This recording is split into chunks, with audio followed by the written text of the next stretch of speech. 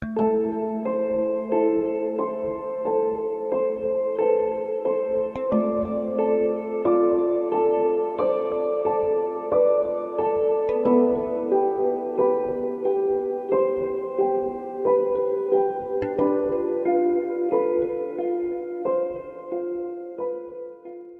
ago, there lived at the foot of the mountain a poor farmer and his aged widowed mother. They owned a bit of land which supplied them with food, and they were humble, peaceful, and happy. Shining was governed by a despotic leader who, though a warrior, had the great and cowardly shrinking from anything suggestive of failing health and strength. This caused him to send out a cruel proclamation. Kill of all aged people. The entire province was given strict orders to immediately put to death all aged people. Those were barbarous days, and the custom of abandoning old people to die was not uncommon. The poor farmer loved his aged mother with tender reverence, and the order filled his heart with sorrow. But no one ever thought twice about obeying the mandate of the governor. So with many deep and hopeless sighs, the youth prepared for what at the time was considered the kindest mode of death.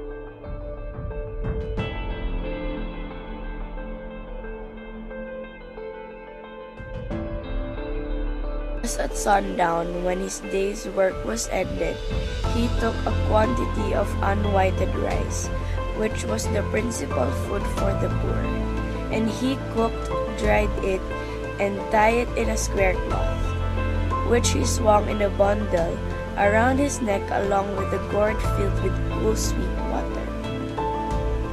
Then he lifted his helpless old mother to his back and started on his painful journey up the mountain. The road was long and steep.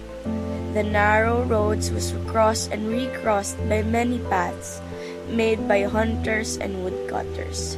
In some places, they lost and confused. But he gave no heed. One path or another it mattered not. On he went, climbing blindly, upward, ever upward, towards the high bare summit, what is known as Abatsuyama, the mountain of the abandoning of the aged. The eyes of the old mother were not so dim, but they noted the reckless hastening from one path to another, and her loving heart grew anxious. Her son did not know the mountain's many paths, and his return might be one of the danger. So she stretched forth her hand, and snapping the twigs from bushes as they passed, she quietly dropped a handful every few steps of the way, so that as they climbed the narrow paths behind them was dotted at frequent intervals with tiny piles of twigs.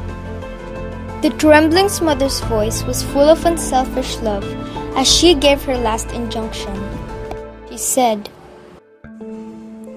"Let not hind eyes be blinded, my son. The mountain road is full of dangers. Look carefully and follow the path which holds the piles of twigs. They will guide you to the familiar path farther down." The son's surprised eyes looked back over the path, then at the poor old shriveled hands, all scratched and soiled by their work of love. His heart broke within, and bowing to the ground, he cried aloud.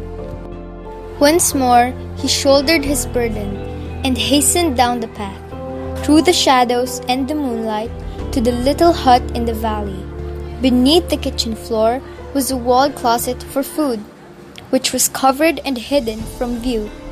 There, the son hid his mother, supplying her with everything she needed, continually watching and fearing she would be discovered. Time passed, and he was beginning to feel safe, when again the governor sent forth heralds bearing an unreasonable order, seemingly as a boast of his power. His demand was that his subjects should present him with a rope of ashes. The entire province trembled with dread. The order must be obeyed. Yet who in all shining could make a rope of ashes? One night, in great distress, the son whispered the news to his hidden mother. She said, Wait!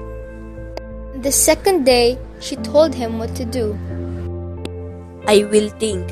I will think. Make rope of twisted straw. Then stretch it upon a row of flat stones and burn it on windless night.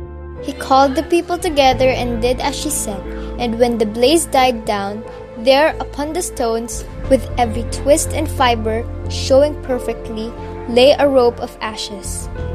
The governor was pleased at the wit of the youth and praised greatly, but he demanded to know where he had obtained his wisdom.